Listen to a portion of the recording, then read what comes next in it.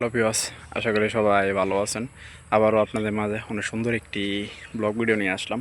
আজকের ব্লগ ভিডিওটা হলো, আপনারা আমার ডিসপ্লেতে আমার একটি এক জাতীয় দোয়েনচে গাছের বাগানে দেখতে পারতেছেন। তো এই বাগানটি কিভাবে তৈরি করা হলো আর এই বাগানটি তৈরি করতে কী পরিমাণ টাকা খরচ হয়েছে, এগুলো আপনাদের মাঝে আলোচনা করব।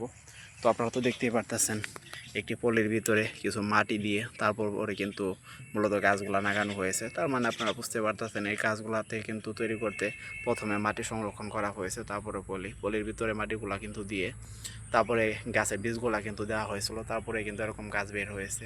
তো আপনারা তো দেখতেই পারতেছেন এই জায়গায় অসংখ্য গাছ রয়েছে। তো এই গাছগুলা দেখতে পারতেছেন কত সুন্দর লম্বা লম্বা গাছ। তো গাছগুলা দেখতে কিন্তু অনেক লালচে লালচে দেখতে পারতেছেন। তো পাতাগুলো দেখতে পারতেছেন কত সুন্দর সুন্দর চিরল চিরল পাতা। তো এই পাতাগুলো দেখে কিন্তু মাশাআল্লাহ অনেক সুন্দর লাগতেছে আমার কাছে।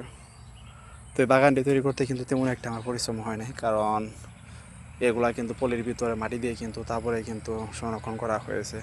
তো আপনারা চাইলে কিন্তু এরকম বাগান চাইলে কিন্তু তৈরি করতে পারবেন। আর এই গাছগুলো কিন্তু মূলত আমি বিক্রি করে থাকি, এই জায়গা থেকে বিক্রি করে কিন্তু অনেক টাকা ইনকাম করে থাকি। তো এই গাছগুলো মূলত কিন্তু 120 টাকা করে বিক্রি করা হয়, কারণ শহর অঞ্চলের মানুষ এই গাছগুলো ছাদের উপরে চাষ করতে পারে।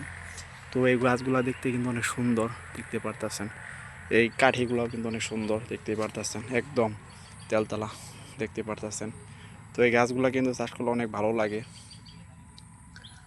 তো আমি যদি আপনাদেরকে দেখাই তাহলে দেখতে পারতেছেন কিছু কিছু পাতা কিন্তু হলুদ হয়ে গেছে। তো হলুদ হওয়ার কারণ হলো পাতাগুলো কিন্তু বয়স হয়ে গেছে, পেকে গেছে।